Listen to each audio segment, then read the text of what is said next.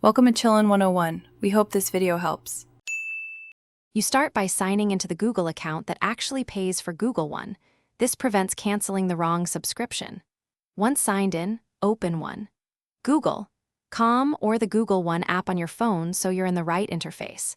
Make sure you can view your active plan and payment method because you'll need to confirm billing details during cancellation.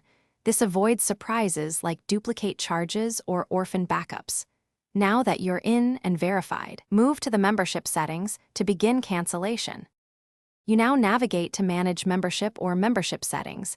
This is where plan controls live. Once there, review storage usage, who's in your family group, and the extra benefits so you understand impacts. This explains why you might want to downgrade versus canceling.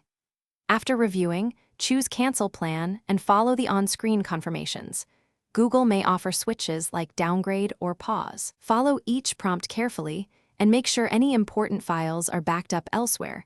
Before finalizing, you finish by confirming the cancellation and noting the end of billing date so you know when storage limits change.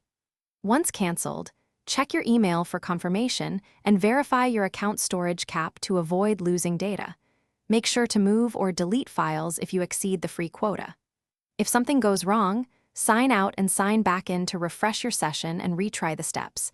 And if that fails, contact Google support while keeping screenshots and billing records handy to speed up resolution. Thanks for watching. Consider subscribing if we helped you.